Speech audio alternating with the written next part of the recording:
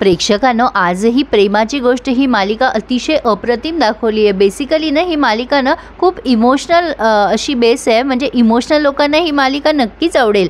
तर सुरुवातीला त्यांनी अतिशय सुरेख दाखवलं आहे। मुक्ता तिच्या बाबांचे आभार मानते कारण त्यांनी ॲडॉप्टेशनसाठी मुक्ताला परवानगी दिली आहे। मुक्ता म्हणत असते, बाबा मी खरंच खूप लकी आहे, म्हणजे इथे या फॅमिलीमध्ये माझा जन्म झाला। तुम्ही मला किती मोकळेपणाने वागणूक देता।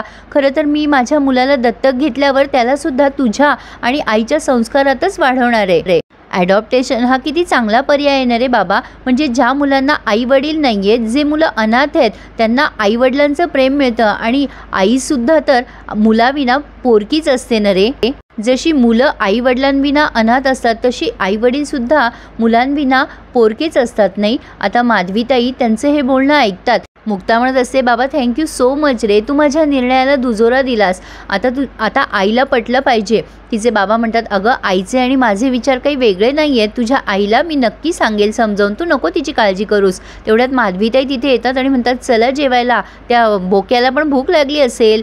आता मुक्ता त्या बोक्याला फिरवायला घेऊन जाते। इकडे सई तिच्या आजीला विचारते, ए आजी इकडे ये ना, एखादा पपी जर पाण्यामध्ये सापडला तर तो फ्लोट करेल की ड्राउन होईल। आता पपी म्हणल्यावर इंद्राबाईंना वाटतं हिची कोणीतरी पप्पी घेतली आहे। त्या म्हणतात, तुझी कोणी पप्पी घेतली? त्यांचे मिस्टर म्हणतात, अगं इंद्रा तुला नाही कळणार, मी सांगतो सईला।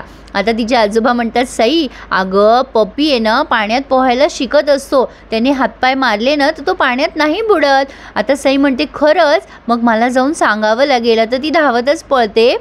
कोमल तिला थांबवते आणि म्हणते, सई कुठे निघालीस? अगं आजीने तुला छान छान ड्रेसेस आणली आहेत, ती आपण ट्राय करूया। तेवढ्यात तिथे गुलाब येते सईचे कपडे घेऊन आणि सई कोमलचा हात सोडून बाहेर पळते आणि समोर बघते तर काय, बोक्या बाहेर फिरायला जात असतो। मुक्ता आणि सई दोघीही एकमेकींना बघतात आणि मुक्ता बोक्याला बाय करायला सांगते सईला आणि सई बोक्याला छानसा फ्लाइंग किस देते। मुक्ताचे वडील तिच्या आईला समजवत आहे। ते म्हणतात, माधवी हे बघ, तुझा आणि माझा निर्णय वेगळा नसेल म्हणून मी मुक्ताला ॲडॉप्टेशनसाठी परवानगी दिली आहे ग। माधवीताई म्हणतात, हे बघ पुरू, तो प्रश्नच नाही आहे, माझी परवानगी आहे मुक्ताला दत्तक मूल घेण्यासाठी। पण हे बघ, मला असं वाटतं की हे सगळं करण्याच्या नादामध्ये ती एकटी नको रे पडायला। तिने हे सगळं करावं, पण लग्न झाल्यानंतर तिला कोण स्वीकारेल दत्तक मुलासहित? आता तिचे वडील म्हणतात, अगं मुक्ता, समाज काय बोलेल या भीतीने आपण आपले विचार आणि भावना सतत दाबून ठेवायच्या का? हे बरोबर नाहीये। माधवीताई म्हणतात, हो रे पुरू, मला कळतंय सगळं, पण मला ना वेगळीच भीती वाटते। बरंच चल आपण नंतर बोलूयात, आधी जेवून घेऊयात। आता इकडे ही गुलाब छान तयार झाली आहे। ती विचारते, मॅडम मी कशी दिसतीये? इंद्राताई म्हणतात, तू ना खवल्यावाल्या माशावानी दिसतीये। आता ती ओरडते तेव्हा ह्या म्हणतात, बरं बरं चांगली दिसतीये। मग ती लाजायला लागते। इंद्राताई म्हणतात, जेवढं तुझ्या तोंडाला घासत असतेस तेवढी भांडी घासत जा। तेवढ्याच सई तयार होऊन येते तिथे।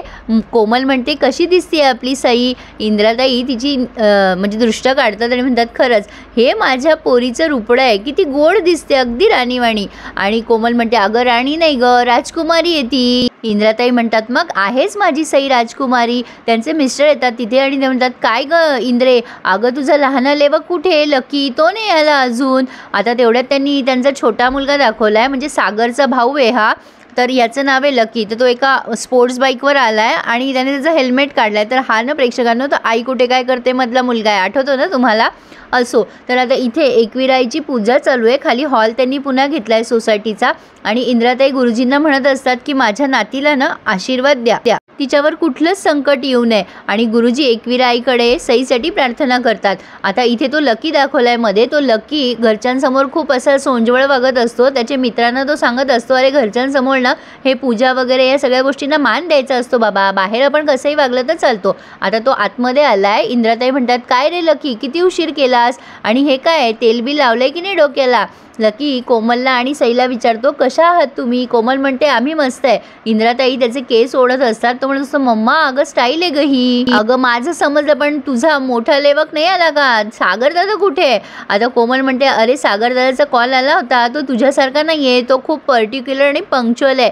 सई खूप आनंदी असते तिचा पप्पा येणार आहे म्हणून। आता इंद्राताई देवीजवळ प्रार्थना करताना दाखवल्या, त्या एकविराईला मनापासून प्रार्थना करत असतात, आई एकविरा देवी, माझ्या या लहान्या पोरीकडे, माझ्या नातीकडे तिच्या आईने पाठ फिरवली, ती 6 वर्षाची असताना, तेव्हापासून मीच यांना सांभाळतीये। माझ्या सईला आणि माझ्या सागरला त्यांच्या वाटेचं प्रेम मिळू दे ग आई। लवकरच माझ्या नातीच्या आणि मुलाच्या आयुष्यात त्यांचा हक्काचा माणूस येऊ दे. आणि इथे ना प्रेक्षकांना छोटीशी सई धावत पळत येते, मुक्ताला आणि त्या छोट्या पप्पीला कुंकू लावते एकविरा आईचं आणि प्रार्थना करते, देवी आई या दोन्ही बाळाचं कल्याण होऊ दे, यांना सुखी ठेव. मुक्ताच्या डोळ्यात टचकन पाणी आलंय. ती विचार करते किती निरागस आहे ही मुलगी.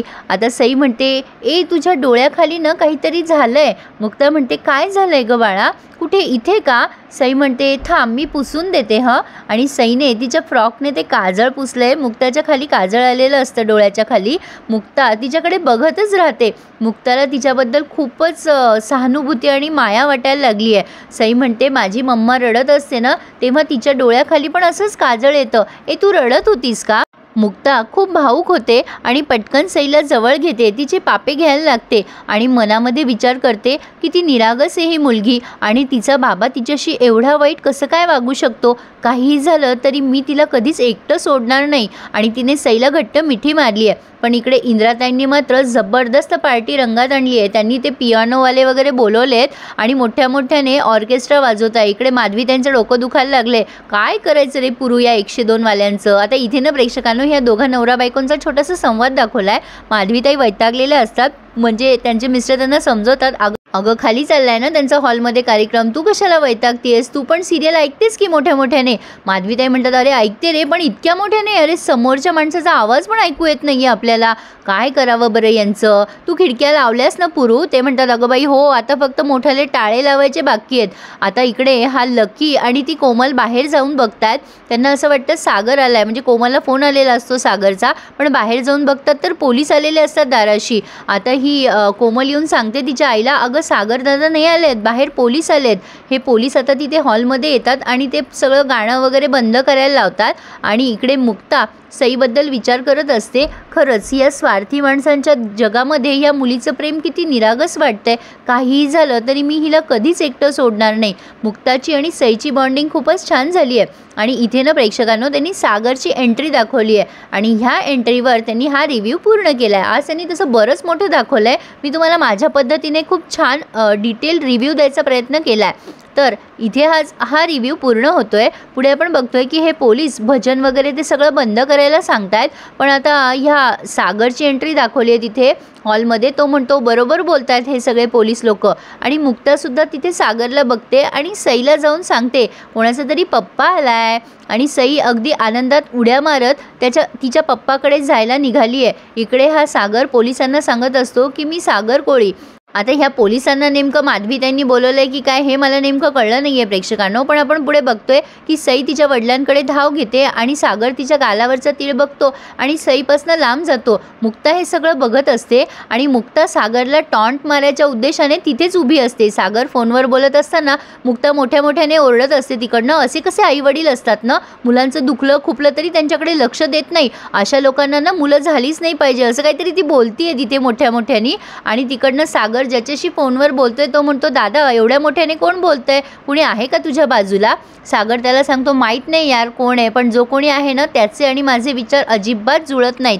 तर प्रेक्षकांनो काय वाटतं तुम्हाला, सागर आणि मुक्ताची केमिस्ट्री कशी असेल.